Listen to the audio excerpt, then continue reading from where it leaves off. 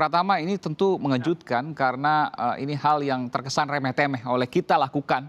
Banyak dari kita setelah misalnya transfer di ATM atau mengambil uang di ATM lalu struknya dibuang begitu saja. Ternyata bisa digunakan untuk tindak kriminal. Meskipun agak sulit dibayangkan saya karena kan di struk ATM itu bahkan nama tidak ada. Nomor rekening juga tidak ada kalau kita mengambil uang misalnya. Kalau kita mentransfer uang, hanya nomor tujuan transfer yang tercatat di situ. Bagaimana kemudian bisa terjadi hal ini? Ini luar biasa. Yang kemudian bisa saja tidak pernah dipikirkan oleh banyak orang. Ini Mas Aiman nggak pernah transfer kayaknya nih, gitu. Jadi kalau kita transaksi di ATM, itu kita bisa ambil uang, bisa transfer, bisa melakukan pembayaran atau multi payment gitu.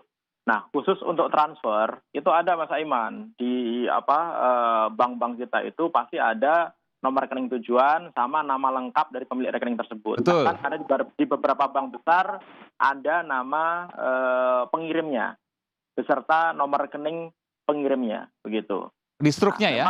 Di struknya. Oh, tidak semua bank tapi? Tidak semua bank. Baik. Nah, ini saya nggak tahu juga kenapa tidak menjadi standar ya begitu. Nah, struk-struk itu ketika dikumpulkan mendapatkan data nama sama nomor rekening, ini yang diolah sama pelaku nih gitu. Kenapa dia diolah? Karena dia membutuhkan data tambahan supaya dia bisa menguasai rekening tersebut. Nah, ini namanya social engineering. Dari mana dia dapat datanya? Tadi dibilang sama Pak Kombes Pol Pak Isar bilang bahwa dari data Dukcapil. Kalau menurut saya agak susah sekali dari data KPU. KPU. Sekali gitu. Satu orang dengan nama yang sama gitu, itu ada banyak sekali di sana. Bagaimana dia bisa menentukan bahwa nama itu dengan alamat yang tepat dengan pemilik nomor rekening begitu. Nah, berarti ada cara lain si pelaku ini bisa menemukan alamat si pemilik rekening. Salah satunya adalah mungkin dia membeli data di internet. Okay. Mas Aiman kalau melihat di internet itu banyak sekali data yang dijual. Mulai dari data nasabah bank, kemudian data pemilik deposito, bahkan pemilik rumah mewah, bahkan data dari pemilik anggota klub golf pun ada di sana. Bahkan di marketplace ada itu ya? Itu kita mau beli di mana aja banyak yang jual sekarang gitu. Oke. Nah, data-data inilah yang digunakan oleh si pelaku untuk membuat identitas palsu. Yang jadi masalah adalah ketika si pelaku ini berhasil membuat identitas palsu, kemudian dia datang ke bank, kemudian dia mengajukan untuk pembukaan nomor rekening baru, pihak bank itu kenapa kok tidak mengecek dengan data punya Dukcapil gitu. Karena kan KTP ini di-set tidak mungkin sama nomor EKTP-nya. Ya, nick-nya. Kalau misalkan nick-nya nama, pasti dia akan alert dan bentrok gitu. Artinya apa? Artinya bank ini dia tidak memiliki konektivitas dengan Dukcapil atau bank ini tidak melakukan verifikasi dengan benar. Oke. Gitu. Dia punya akses tapi tidak memverifikasi. Tunggu sebentar, Mas Pratama. Jadi pertama kali mungkin ini struknya yang tidak umum ya, karena nggak semua bank tadi Anda katakan, biasanya bisa transfer sebagian itu. Besar ada. Kalau transfer sebagian besar ada. Nama pengirim kan, saya ada beberapa bank tapi tidak ada nama pengirimnya, tapi betul. nama tujuannya ada. Nama tujuan ada. Betul. Ya. Yang dia gunakan nama tujuan atau nama pengirim ini? Bisa nama tujuan, bisa nama pengirim. Oke, baik. Terus saya mungkin nama tujuan ini. Gitu. Baik. Kan sebenarnya dia nggak masalah juga nama pengirim ataupun nama si tujuan kan dia nggak ada masalah. Yang penting dia bisa dapat nomor rekening tersebut. Jadi dia minimal dia dapat nama dan nomor rekening. Ya, nama lengkap sama nomor rekening itu udah dapat. Hanya dua informasi itu, dia bisa melakukan crawling lebih dalam lagi di internet di mana-mana, sehingga dia bisa mendapatkan data secara pasti bahwa si nama ini dia punya bank di bank ini gitu, alamatnya ini gitu. Itu dijual Mas. Oke. Nanti saya bisa satu juga. Tapi nama dan nomor rekening kan informasi umum. Kalau seandainya kita berbisnis dan lain sebagainya, tentu kita nama, nomor rekening dan lain sebagainya itu kan informasi umum. Nah, masalahnya ini ada yang menjual data. Ingat nih Mas, ini menjual data lengkap, isinya adalah nasabah bank. Oke. Coba, artinya apa? Artinya dengan saya mengetahui nomor rekening dan nama pemilik rekening tersebut, saya bisa memverifikasi dengan data yang saya beli tadi. Sehingga saya tahu dia itu ada di bank mana, kemudian data detailnya alamatnya ada di mana. Oke, jadi alamat, kemudian bisa ditanyakan misalnya nama ibu kandung dan lain sebagainya, ada semua? Sangat lengkap sekali. Luar biasa. Ya, jadi bocoran data sekarang di Indonesia menjadi hal yang umum gitu. Tinggal dia mengetahui nick-nya karena mungkin tidak tahu ya? Dari nama itu dia bisa sebenarnya kalau dia punya data tadi dari KPU, dia bisa memverifikasi sebenarnya walaupun di KPU itu Ada yang sama. data dari NIK itu di marking ada 5 nomor begitu, Oke, oke, oke. ya kan? Nah, Iya, yang iya, jadi iya. masalah adalah ini kan banknya nih. Kenapa si banknya kok bisa terima KTP palsu tersebut? Oke, Kan oke, harusnya nggak oke. bisa gitu. Nah ini Iya, kan iya. jadi masalah. Baik, Jadi tadi baik. kalau Pak Hisar masih baik, masih dilakukan penyelidikan. Kalau menurut saya banknya salah ini gitu. Oke, Karena dia menerima apa namanya KTP palsu gitu. Nah yang oke. kedua adalah kenapa kok si bank ini tidak punya sistem yang bisa memverifikasi? Misalnya dia bilang ATM-nya tertelan gitu, kan bisa dicek sebenarnya tertelan di mana Pak gitu. Kemudian di ATM mana, ya kan? Kan itu bisa dicek Biasanya ada surat kehilangan keterangan polisi gitu kan? atau dari surat keterangan polisi begitu. Iya, iya, Itu bisa dicek. Kemudian yang kedua adalah ini butuh waktu. Kenapa butuh waktu sangat lama sekali? Padahal iya. harusnya di bank itu kan juga ada CCTV, ya kan? Ketika ada pelaporan uangnya hilang gitu kan bisa dicek di CCTV di banknya apakah pada saat jam transaksi tersebut siapa orang yang melakukan transaksi pengambilan uang secara ilegal tersebut kan bisa dicek Iya, sebenarnya, iya, iya. ya kan gitu. Nah, kemudian berikutnya adalah ketika melakukan verifikasi KTP itu, menurut saya pihak bank ini mungkin banyak bank yang melihat juga gitu. Banyak bank-bank bahkan bank-bank BUMN, bank-bank besar itu KTP itu ketika dilakukan verifikasi hanya dilihat atau mungkin difotokopi, Iya.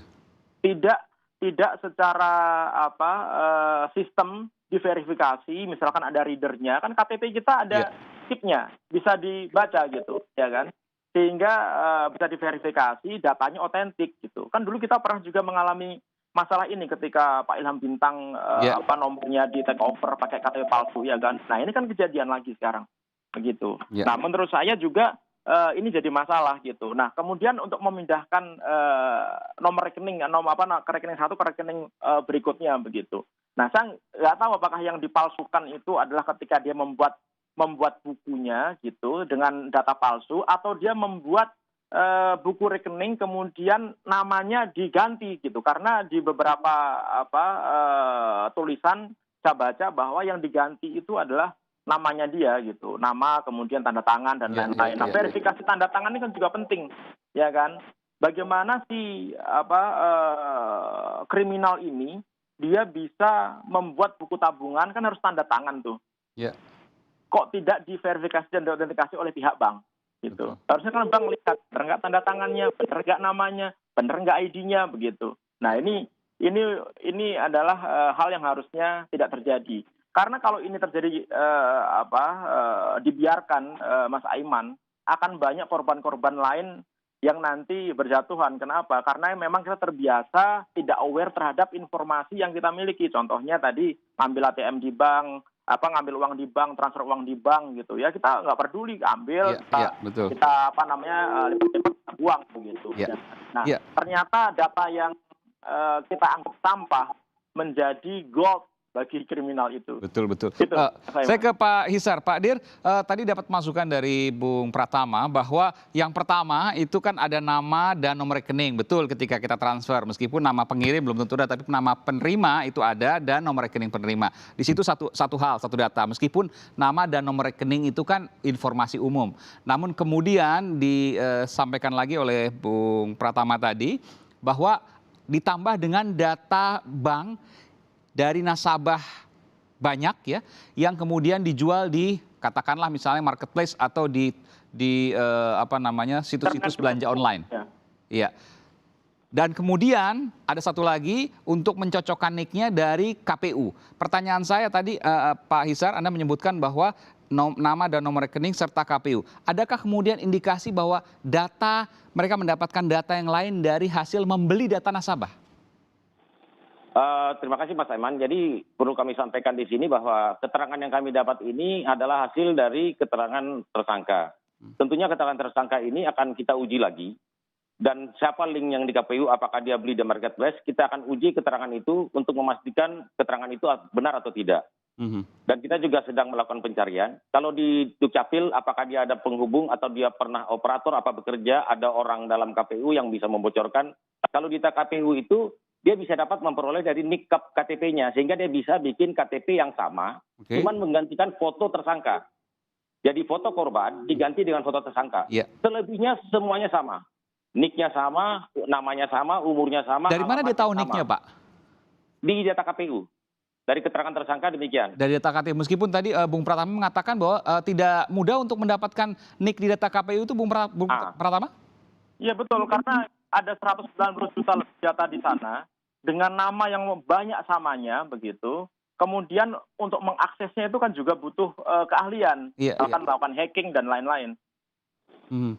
Apakah Ya. mereka punya kemampuan seperti itu, Pak? Cracking, hacking? Ya, untuk sementara keterangan dari tersangka demikian, Mas. Nanti kita akan lihat apakah keterangannya ini benar-benar dan kita akan kejar siapa saja yang terlibat di dalamnya. Baik, termasuk juga ada kemungkinan dari penyelidikan tentu ya, kita menghormati asas praduga tak bersalah dari pihak kerjasama dengan internal oknum di pegawai bank tersebut? Ya, betul. Apakah kita lihat ini betul-betul kelalaian ataukah ada kerjasama? Itu yang akan kita ungkap.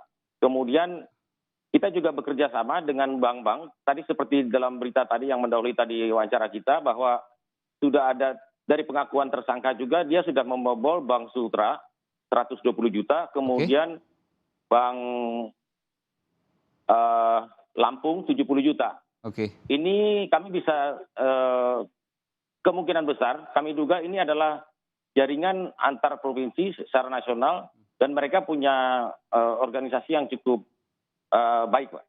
Oke. Dan untuk bisa membobol bank di Sumsel, Lampung, dan di Sultra. Di Sulawesi Tenggara ya? Kemungkinan besar juga kami berkoordinasi dengan bank untuk segera membuat laporan, boleh laporan di Polda yang bersangkutan atau juga melapor ke kami, akan kerjasama dengan Polda lain untuk mengungkap kasus-kasus ini apabila ada nasabah yang Oke. melapor. Oh, jadi ini pengakuan mereka sekian ratus juta tadi dari 3 bank itu, meskipun yang melapor belum semuanya, begitu Pak Dir ya? Kemungkinan demikian, Pak. Ini kan kita berangkat dari laporan dari Bank Sumsel Bubble. Oke. Bank BPD, Bank Sumsel Bubble laporan 116 juta. Ya. Setelah kita lakukan penangkapan dan kita sita bukti-bukti, kita menemukan ada jejak-jejak mereka melakukan kejahatan di bank lain. Ya. Kemudian kita lakukan pemeriksaan, muncul ada 2 bank lain, yaitu Bank Lampung dan Bank Sultra.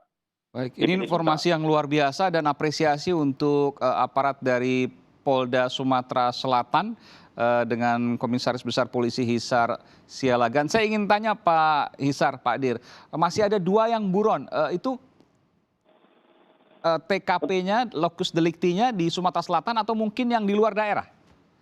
Tetap kita berpacu dari laporan, kita berangkat dari laporan polisi yang ada di Sumatera Selatan.